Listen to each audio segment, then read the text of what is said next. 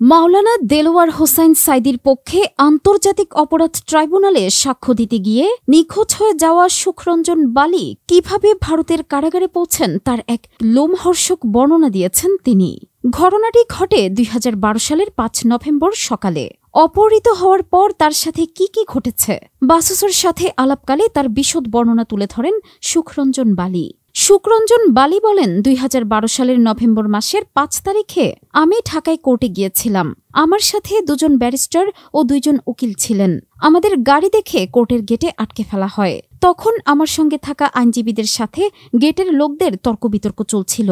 আমি গাড়িতে ২ জন ব্যারিস্টারের মাঝে বসা ছিলাম। এ সময় কিছু সাদা পোশাকের লোক আমাকে নামিয়ে টানাটানি করতে লাগলো। তারা বলছিল, যার জন্য গাড়ি থামানো হয়েছে সেই লোক উনি, একেই আমাদের দরকার। সেই লোকরা আমাকে গাড়ি থেকে নামিয়ে টেনে হিচড়ে ৫-৬ হাত দূরে অপর একটি গাড়িতে তুলে আমার চোখ বেঁধে ফেলে এবং একটু পরে গাড়িটি ছেড়ে দেওয়া হয়। প্রায় আধা ঘন্টা গাড়িটি চালানোর পরে সাদা পোশাকের লোকেরা আমাকে হাঁটতে থাকে। এ সময় আমি নিচের দিকে নামার মতন অনুভব করি। কিছু দূর হাঁটিয়ে একটা দরজা খুলে অন্ধকার জায়গায় আমাকে ঢুকিয়ে দেওয়া হয়। কোনো আলো সেখানে ছিল না, অথচ তখন সকাল ১০টা-১১টা বাজে। সুখরঞ্জন বালি বলেন, আমাকে একটি খালি রুমে আটকে দেওয়া হয়।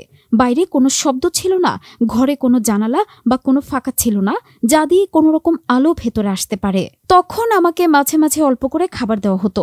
সেখানে কিছু লোক ছিল যারা আমাকে খাবার দিত বা পাহাড়ে আসতো। তারা নীল রঙের পোশাক পরা থাকতো। তিনি বলেন, এর ২ দিন পর আমাকে সেই রুম থেকে বের করে অন্য একটি রুমে নেওয়া হয়।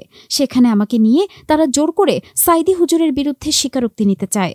সে রুমে অনেকগুলো ক্যামেরা লাগানো ছিল। আমি দেখতে পাই আমার ভাইয়ের হত্যায় সাঈদী হুজুর জড়িত কিনা জানতে চাইলে আমি যখন অস্বীকার করি এবং বলি যে যারা আমার ভাইকে হত্যা করেছে তাদের আমি চিনি, তাদের বিরুদ্ধে আমি সাক্ষ্য দিতে পারবো, কিন্তু তারা বারবার আমাকে সাঈদী হুজুরের বিরুদ্ধে সাক্ষী দিতে বলে এবং এক পর্যায়ে তারা আমাকে মারধর সহ কারেন্টের শক দেয়, নির্যাতন করে। সুখরঞ্জন বালি বলেন, তারা আমাকে এক পর্যায়ে টাকা দিয়ে লোভ দেখানোর চেষ্টা করে। এরপরও রাজি না হলে তারা অমানবিক নির্যাতন চালায়। সেখানে টানা কয়েকদিন ছিলাম। তারা বিভিন্ন সময় বিভিন্ন ঘরে নিয়ে জিজ্ঞাসাবাদ করত। তখন ৩-৪ জন লোক জিজ্ঞাসাবাদ করত। সুখরঞ্জন বালি বলেন, তাদের অত্যাচারে আমি অসুস্থ হয়ে যাই। কয়েকদিন সেখানে থাকার পর তারা একদিন সকাল ৭টা কি ৮টার দিকে আমাকে চোখ বেঁধে গাড়িতে তোলে। আয়নাঘর থেকে তখন গাড়িতে ওঠানো হচ্ছিল।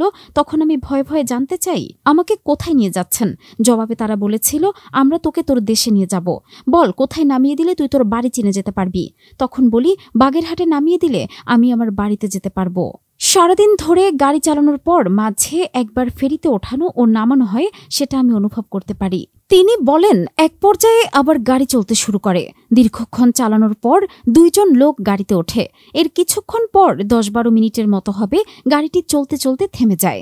এ সময় গাড়ি থেকে আমাকে নামানো হয় ও চোখ খুলে আমাকে সামনে এগোতে বলা হয়। সুখরঞ্জন বালি বলেন, জায়গাটা বাগেরহাট কিনা সেটা বুঝতে চেষ্টা করি।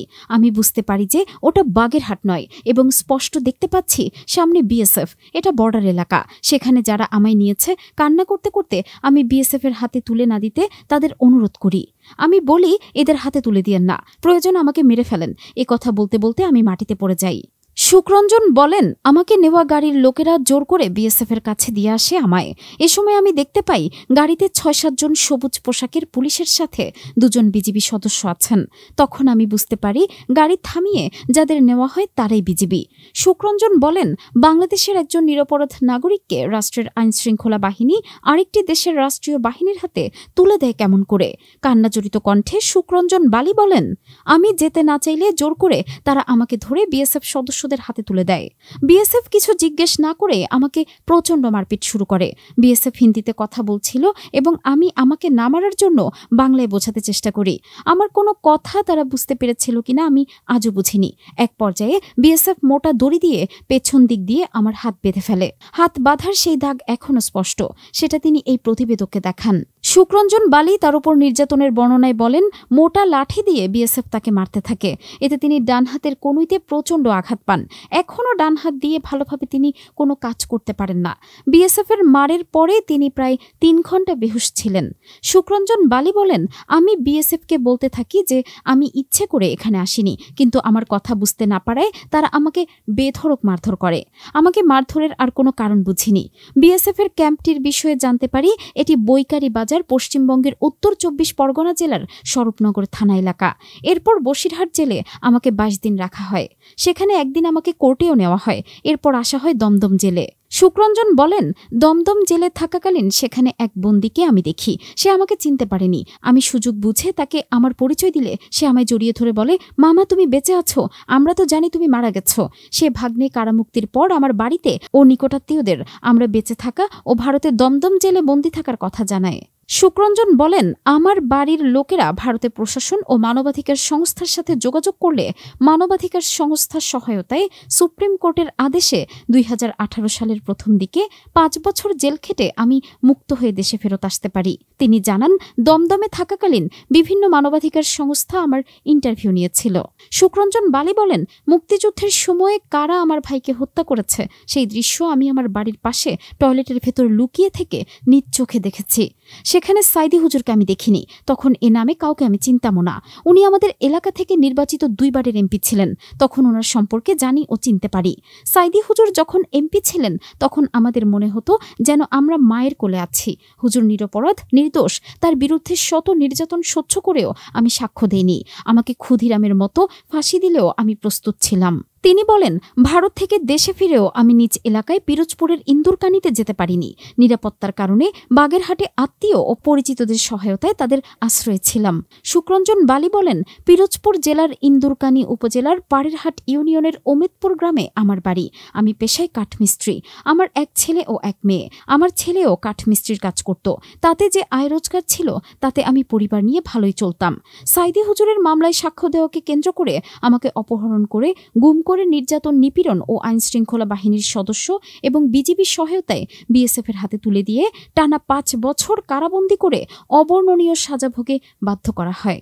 অনেক ভয় আতঙ্কের পরও সাইদি হুজুরের মৃত্যুর পর তার জানাজায় উপস্থিত হয়েছিলাম। তারপর আবারও আমি নিরাপত্তার কারণে আড়ালে চলে যাই। তিনি বলেন, তার উপর ঘটে যাওয়া এত ঘটনার পর তিনি মানসিক ও শারীরিকভাবে স্বাভাবিক হতে পারেননি। নিজ পেশায়ও ফিরে যেতে পারেননি। ফলে অর্থ কষ্টে ও অভাবে দিন কাটছে তার পরিবারের।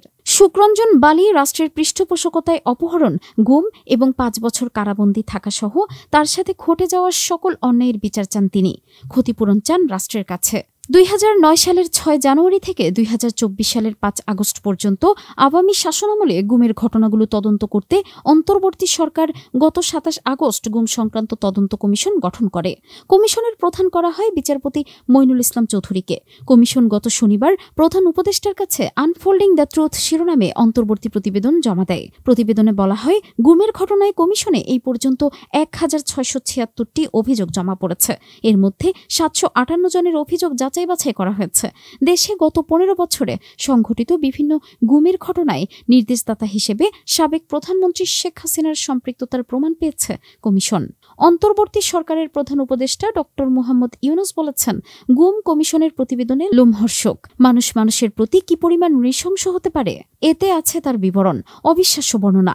ছাত্র জনতার অভ্যুত্থান পরবর্তী প্রথম মহান বিজয় দিবস উপলক্ষে গত সোমবার জাতির উদ্দেশ্যে দেওয়া ভাষণে ডক্টর মোহাম্মদ ইউনুস একথা বলেন। গুম কমিশনের প্রতিবেদনের ভয়াবহতা তুলে ধরে ডক্টর ইউনুস বলেন, সরকারের আক্রোশের শিকার হয়ে ঘটনাচক্রে যারা এখনও বেঁচে আছেন তারা আজ পর্যন্ত মুখ খুলতে সাহস করছেন না। তাদের ভয় কিছুতেই কাটছে না। তাদের ভয়, হঠাৎ যদি এই জালেমরা আবার ক্ষমতায় আসে তাহলে তাদের প্রতি এরা নৃশংসতম হবে। গত সরকারের ঘৃণ্যতম অধ্যায়ের ঐতিহাসিক দলিল হিসেবে এই প্রতিবেদন অমর হয়ে থাকবে। সুখরঞ্জন বালি পশ্চিমবঙ্গের এক কারাগারে আছেন। এ খবর প্রথম প্রকাশ করে ঢাকার একটি ইংরেজি পত্রিকা। সুখরঞ্জন বালি বাংলাদেশের জামাত নেতা দেলোয়ার হোসেন সাইদির যুদ্ধাপরাধের মামলায় অন্যতম গুরুত্বপূর্ণ সাক্ষী ছিলেন। তিনি 2012 সালে 5 নভেম্বর ঢাকায় আন্তর্জাতিক অপরাধ ট্রাইব্যুনাল চত্বর থেকে নিখোঁজ হয়ে যান।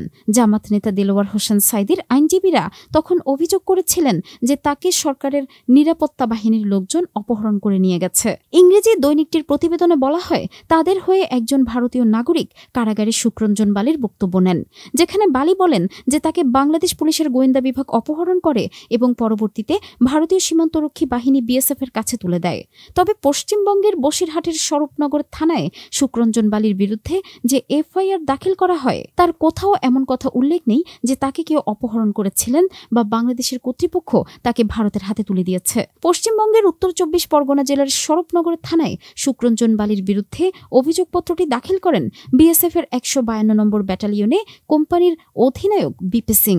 শুক্রঞ্জন বালি ভারতের কারাগারে বন্দী থাকার বিষয়ে তৎকালীন সময়ে বাংলাদেশের একটি ইংরেজি দৈনিকের প্রতিবেদনে প্রকাশিত তথ্য, কারামুক্ত হওয়ার পর শুক্রঞ্জন বালির বক্তব্য এবং গুম কমিশনের আনফোল্ডিং দ্য ট্রুথ শিরোনামে অন্তর্বর্তী প্রতিবেদনের তথ্য একই চিত্র ফুটে উঠেছে। দেশের অন্যতম ইসলামিক স্কলার, দুইবারের সংসদ সদস্য, জামাতের তৎকালীন নায়েবে আমির মাওলানা দেলোয়ার হোসাইন সাইদিকে মুক্তিযুদ্ধকালীন মানবতাবিরোধী অপরাধের অভিযোগে মামলায় আন্তর্জাতিক অপরাধ ট্রাইব্যুনালে মৃত্যুদণ্ড দেওয়া হয়েছিল। পরে এ রায়ের বিরুদ্ধে আপিলে তাকে আমৃত্যু কারাদণ্ড দেওয়া হয়। সাজা ভোগ করাকালীন 2023 সালের 14 আগস্ট কারা হেফাজতে হাসপাতালে তিনি মৃত্যুবরণ করেন।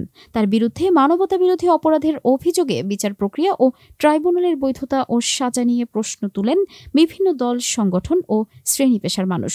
তবে তৎকালীন কর্তৃপক্ষ এটি আমলে নেয়নি।